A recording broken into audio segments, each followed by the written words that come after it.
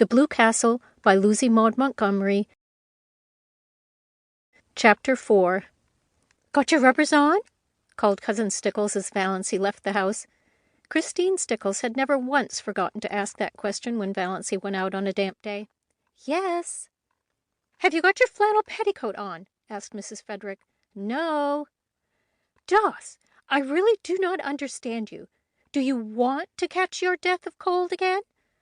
Her voice implied that Valancy had died of a cold several times already. "Go upstairs this minute and put it on." "Mother, I don't need a flannel petticoat. My sateen one is warm enough." "Doss, remember you had bronchitis 2 years ago? Go and do as you are told." Valancy went, though nobody will ever know just how near she came to hurling the rubber plant into the street before she went. She hated that gray flannel petticoat more than any other garment she owned. Olive never had to wear flannel petticoats. Olive wore ruffled silk and sheer lawn and filmy laced flounces. But Olive's father had married money, and Olive never had bronchitis. So there you were. "Are you sure you didn't leave the soap in the water?" demanded Mrs. Frederick. But Valancy was gone. She turned at the corner and looked back down the ugly, prim, respectable street where she lived.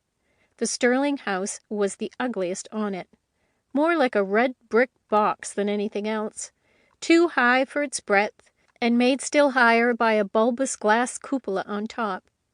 About it was the desolate, barren peace of an old house whose life is lived. There was a pretty house with leaded casements and doveed gables just around the corner. A new house, one of those houses you love the minute you see them. Clayton Markley had built it for his bride. He was to be married to Jenny Lloyd in June. The little house, it was said, was furnished from attic to cellar in complete readiness for its mistress.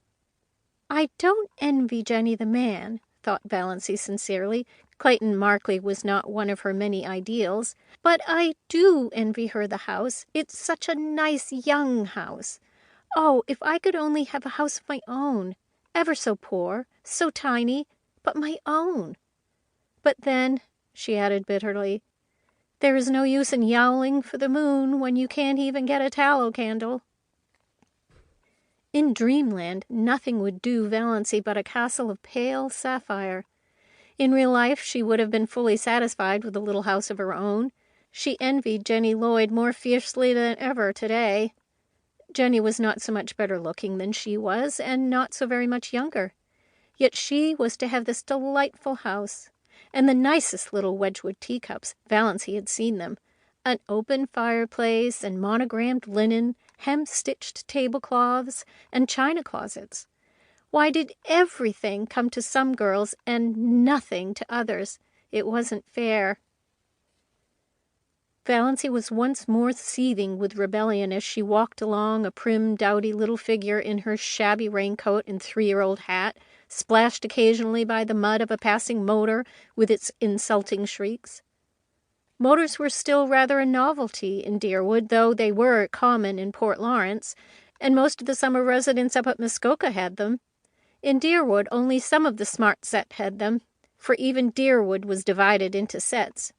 There was the smart set, the intellectual set, the old family set, of which the Stirlings were members, the common run, and a few pariahs. Not one of the Stirling clan had as yet condescended to a motor, though Olive was teasing her father to have one. Valancy had never even been in a motor car. She did not hanker after this. In truth, she felt rather afraid of motor cars, especially at night. They seemed to be too much like purring beasts that might turn and crush you, or make some terrible savage leap somewhere. On the steep mountain trails around her blue castle, only gaily caparisoned steeds might proudly pace. In real life, Valancy would have been quite contented to drive in a buggy behind a nice horse. She got a buggy drive only when some uncle or cousin remembered to fling her a chance, like a bone to a dog. End of Chapter 4. Chapter 5. Of course she must buy the tea in Uncle Benjamin's grocery store. To buy it anywhere else was unthinkable. Yet Valancy hated to go to Uncle Benjamin's store on her 29th birthday. There was no hope that he would not remember it. "Why?" demanded Uncle Benjamin leeringly, as he tied up her tea. "Our young ladies like bad grammarians." Valancy, with Uncle Benjamin's will in the background of her mind, said meekly, "I don't know. Why?" "Because," chuckled Uncle Benjamin, "they can't decline matrimony." The two Clarks, Joe Hammond and Claude Bertram, chuckled also, and Valancy disliked them a little more than ever. On the first day Claude Bertram had seen her in the store, she had heard him whisper to Joe, "Who is that?" And Joe had said, "Valancy Stirling, one of the Deerwood old maids." "Curable or incurable?" Claude had asked with a snicker, evidently thinking the question very clever. Valancy smarted anew with the sting of that old recollection. 29, Uncle Benjamin was saying. "Dear me, Doss, you're dangerously near the second corner and not even thinking of getting married yet. 29, it seems impossible." Then Uncle Benjamin said an original thing. Uncle Benjamin said, "How time does fly." "I think it crawls," said Valancy passionately. Passion was so alien to Uncle Benjamin's conception of Valancy that he didn't know what to make of her. To cover his confusion, he asked another conundrum as he tied up her beans. Cousin Stickles had remembered at the last moment that they must have beans. Beans were cheap and filling.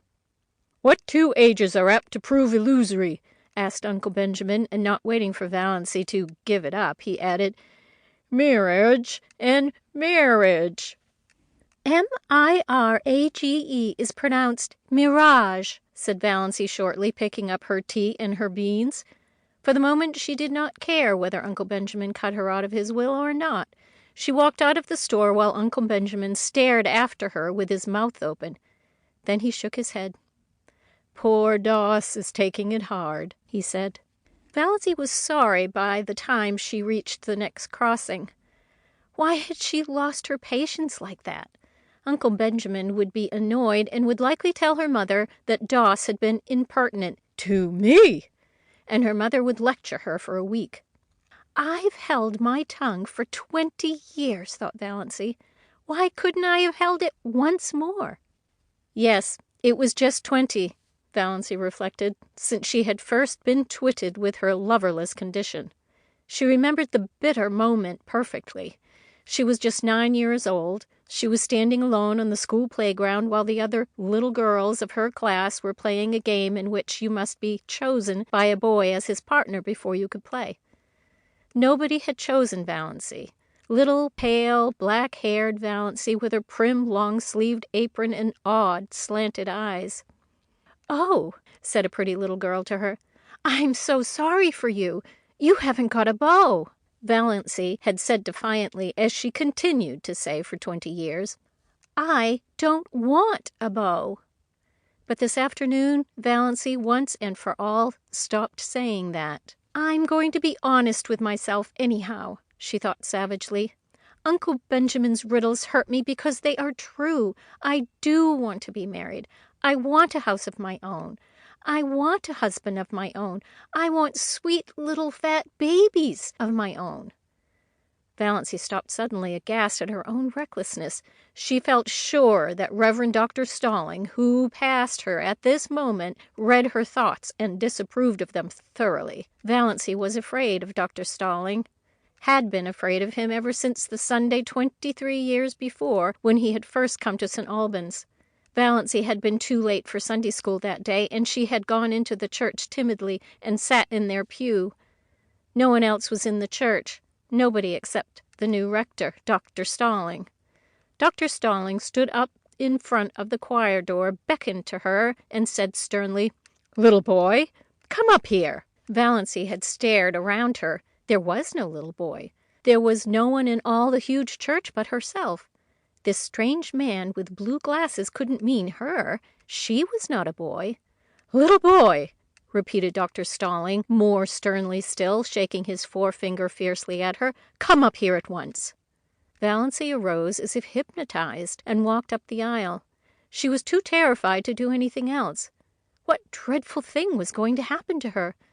What had happened to her? Had she actually turned into a boy? She came to a stop in front of Dr. Stirling. Dr. Stirling shook his forefinger, such a long, knuckly forefinger, at her and said, "Little boy, take off your hat." Valancy took off her hat. She had a scrawny little pigtail hanging down her back, but Dr. Stirling was short-sighted and did not perceive it. "Little boy, go back to your seat and always take off your hat in church. Remember." Valancy went back to her seat, carrying her hat like an automaton. Presently her mother came in. "Doss," said Mrs. Stirling, "what do you mean by taking off your hat? Put it on instantly." Valancy put it on instantly. She was cold with fear lest Dr. Stirling should immediately summon her up front again. She would have to go, of course. It never occurred to her that one could disobey the rector, and the church was full of people now. Oh, what would she do if that horrible stabbing forefinger were shaken at her again before all those people? Valancy sat through the whole service in an agony of dread and was sick for a week afterwards. Nobody knew why. Mrs. Frederick again bemoaned herself of her delicate child. Dr. Stirling found out his mistake and laughed over it to Valancy, who did not laugh. She never got over her dread of Dr. Stirling, and now to be caught by him on the street corner thinking such things. Valancy got her John Foster book, Magic of Wings. "His latest all about birds," said Miss Clarkson. She had almost decided she would go home instead of going to see Dr. Trent. Her courage had failed her. She was afraid of offending Uncle James, afraid of angering her mother, afraid of facing gruff, shaggy-browed old Dr. Trent, who would probably tell her, as he had told Cousin Gladys, that her trouble was entirely imaginary and that she only had it because she liked to have it. No, she would not go. She would get a bottle of Redfern's purple pills instead. Redfern's purple pills were their standard medicine of the Stirling clan. Had they not cured second cousin Geraldine when 5 doctors had given her up? Valancy always felt very skeptical concerning the virtues of the purple pills, but there might be something in them, and it was easier to take them than to face Dr. Trent alone. She would glance over the magazines in the reading room a few minutes and then go home. Valancy tried to read a story, but it made her furious. On every page was a picture of a heroine surrounded by adoring men, and here she was, Valancy Stirling, who could not get a solitary beau. Valancy slammed the magazine shut.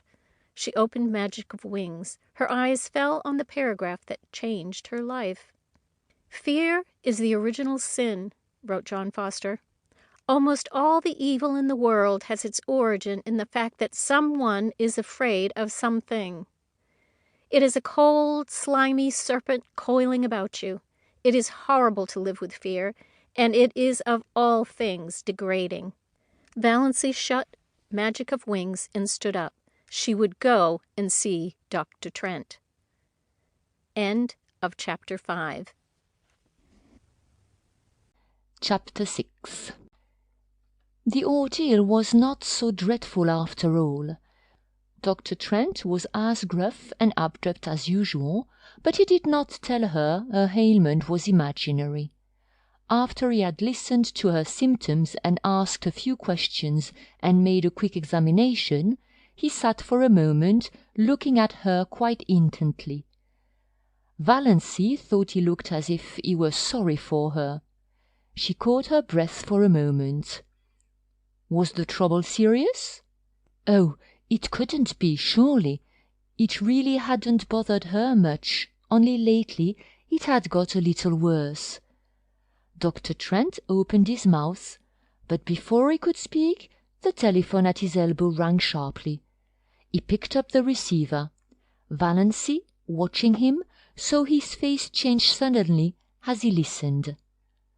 "Lo, yes, yes, what? Yes, yes." A brief interval. My God! Dr. Trent dropped the receiver, dashed out of the room and upstairs without even a glance at Valancy. She heard him rushing madly about overhead, barking out a few remarks to somebody, presumably his housekeeper. Then he came tearing downstairs with a club bag in his hand, snatched his hat and coat from the rack, jerked open the door, and rushed down the street in the direction of the station. Valancy sat alone in the little office, feeling more absolutely foolish than she had ever felt before in her life. Foolish and humiliated. So this was all that had come of her heroic determination to live up to John Forster and cast fear aside. Not only was she a failure as a relative, and non-existent as a sweetheart or friend, but she was not even of any importance as a patient. Dr. Trent had forgotten her very presence in his excitement over whatever message had come by the telephone. She had gained nothing by ignoring Uncle James and flying in the face of family tradition. For a moment she was afraid she was going to cry. It was all so ridiculous. Then she heard Dr. Trent's housekeeper coming down the stairs. Valancy rose and went to the office door. "The doctor forgot all about me," she said with a twisted smile. "Well, that's too bad," said Mrs. Patterson sympathetically. "But it wasn't much wonder, poor man. That was a telegram they phoned over from the port. His son has been terribly injured in an auto accident in Montreal. The doctor had just 10 minutes to catch the train. I don't know what he'll do if anything happens to Ned. He's just bound up in the boy. You'll have to come again, Miss Stirling. I hope it's nothing serious." "Oh, no, nothing serious," agreed Valancy. She felt a little less humiliated. It was no wonder poor Dr. Trent had forgotten her at such a moment. Nevertheless, she felt very flat and discouraged as she went down the street. Valancy went home by the short-cut of Lover's Lane. She did not often go through Lover's Lane, but it was getting near supper time, and it would never do to be late. Lover's Lane wound back of the village, under great elms and maples, and deserved its name. It was hard to go there at any time and not find some canoodling couple, or young girls in pairs, arms intertwined, earnestly talking over their secrets. Valancy didn't know which made her feel more self-conscious and uncomfortable. This evening she encountered both. She met Connie Hale and Kate Bailey in new pink organdy dresses with flowers stuck coquettishly in their glossy bare hair. Valancy had never had a pink dress or worn flowers in her hair. Then she passed a young couple she didn't know, dandering along, oblivious to everything but themselves. The young man's arm was around the girl's waist quite shamelessly. Valancy had never walked with a man's arm about her. She felt that she ought to be shocked. They might leave that sort of thing for the screening twilight at least, but she wasn't shocked. In another flash of desperate, stark honesty, she owned to herself that she was merely envious. When she passed them, she felt quite sure they were laughing at her, pitying her. "There's that queer little old maid, Valancy Stirling. They say she never had a beau in her whole life." Valancy fairly ran to get out of Lover's Lane. Never had she felt so utterly colourless and skinny and insignificant. Just where Lover's Lane debouched on the street, an old car was parked. Valancy knew that car well, by sound at least, and everybody in Deerwood knew it. This was before the phrase Tin Lizzie had come into circulation, in Deerwood at least. But if it had been known, this car was the tiniest of Lidseys, though it was not a Ford, but an old grey Slawson. Nothing more battered and disreputable could be imagined. It was Barney Snaze's car, and Barney himself was just scrambling up from under it, in overalls plastered with mud. Valancy gave him a swift, furtive look as she hurried by. This was only the second time she had ever seen the notorious Barney Snaze.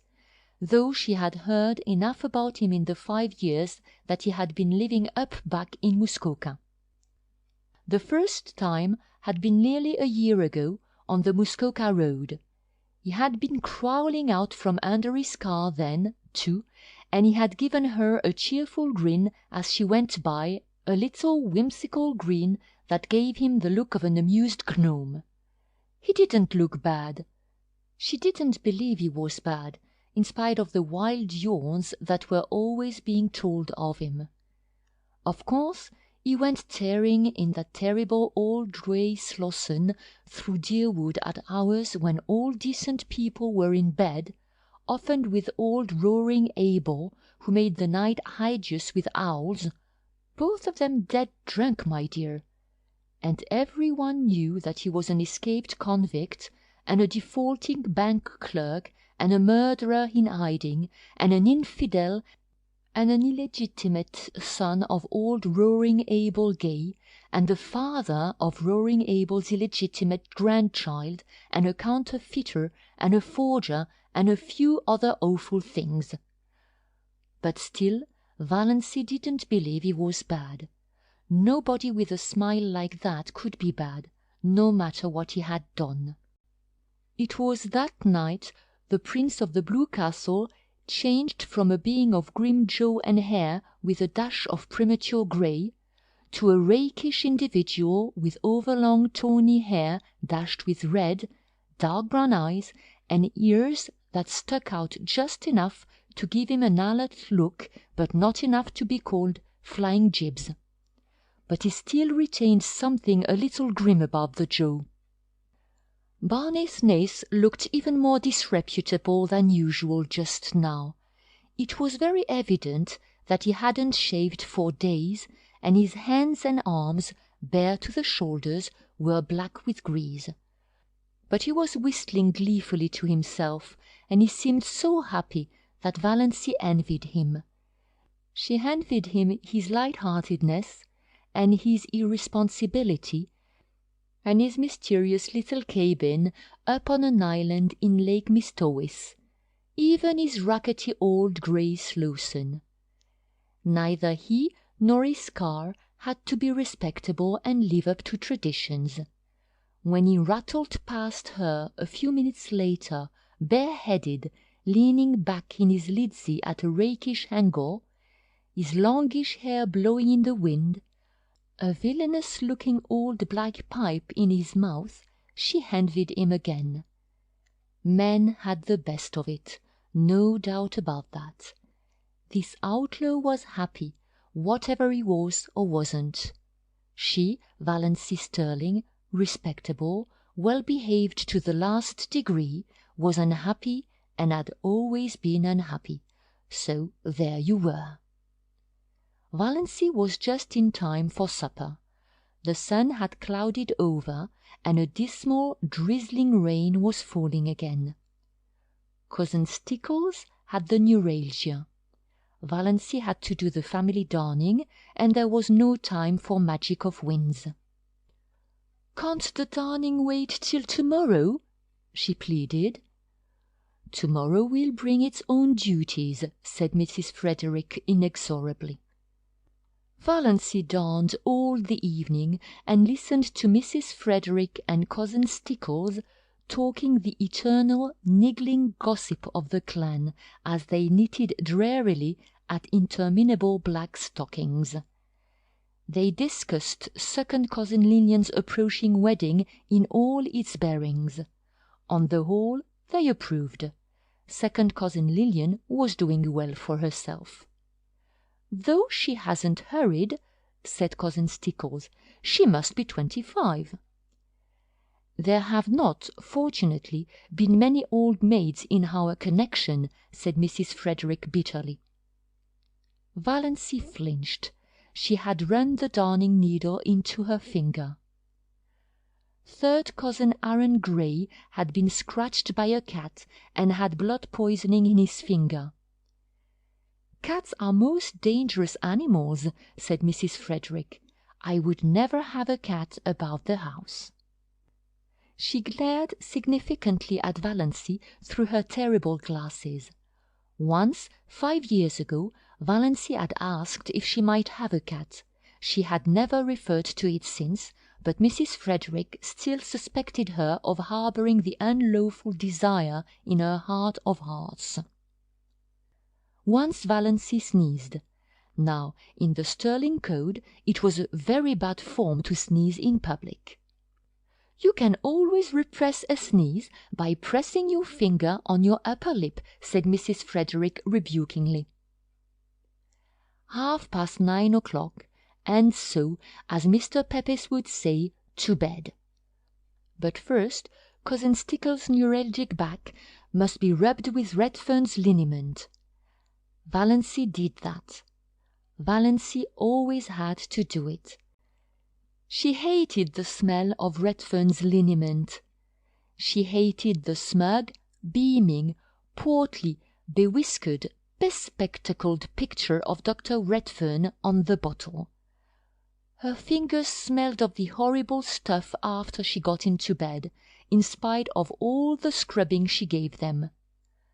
Valancy's day of destiny had come and gone. She ended it as she had begun it, in tears. End of chapter 6.